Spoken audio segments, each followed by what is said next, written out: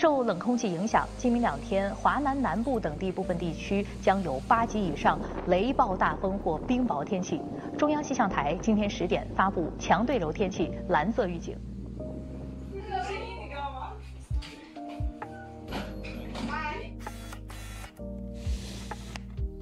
要不要先？哇，这个试试，好高清哦！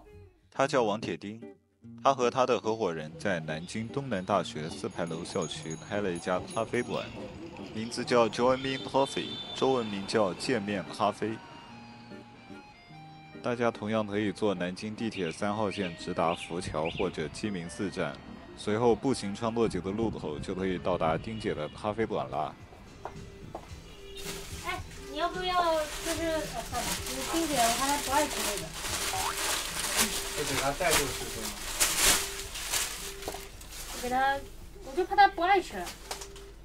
不过你可以试试。Moments later， 你可以带过去跟她分享，你说这个是刚烤出来的。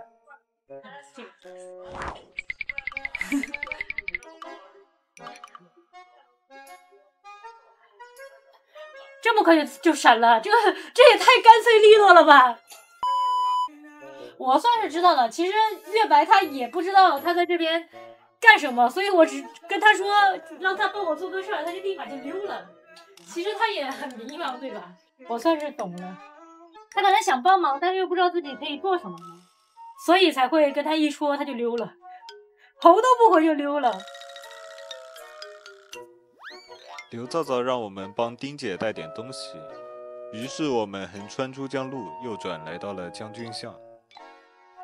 南京城的每条小巷子都有着属于自己的故事。将军巷位于珠江路中段以北，这种由一条主干路与支路的交叉形成的路口，也被人们称为丁字路口。东西两侧分别连接着双井巷和老虎桥。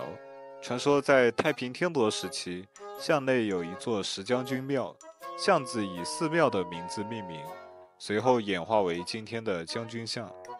珠江路周边的几个小巷子其实都还是比较接地气的，在这里你可以看到穿梭的行人和车流，正在施工的工人朋友，以及各种平价的小餐馆。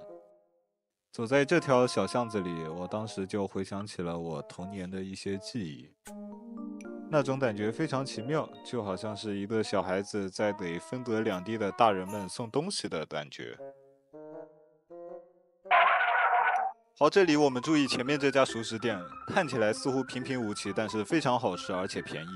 它的名字叫天外天熟食店，记住了吗？叫天外天熟食店。你走到双井巷的7号就可以看到它了。我上次买了一个他家的好鸭，斩了个前脯，只要14块钱，非常的便宜。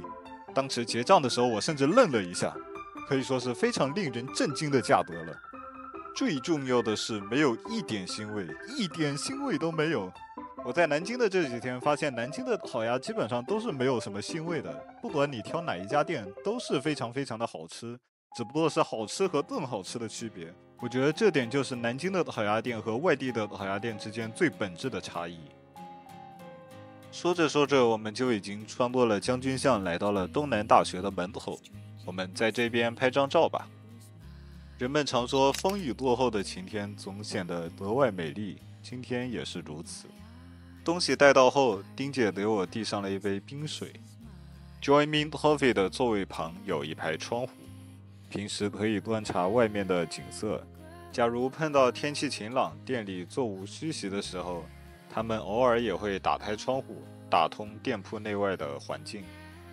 由于坐落在东南大学旁边，所以平时自然而然也会有不少学生群体来到这里。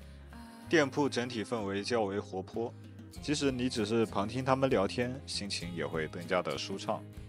那天来到店里时，恰好听到一个有趣的细节，他们店里有一款咖啡，名叫麻烦拿铁，里面有酒、有茶、有咖啡，据说制作也会相对复杂一些。铁丁接到订单时也有一些生疏，于是跑去另外一个伙伴那边询问更完美的制作方案，最后才做出了那杯名副其实的麻烦拿铁。再给你画2个呆毛吧。好的。呆毛是什么意思？呆毛就是脑袋上面2根毛没有啊！人发现我染了头发吗？现在我的头发不是黄色的，是黑色的了。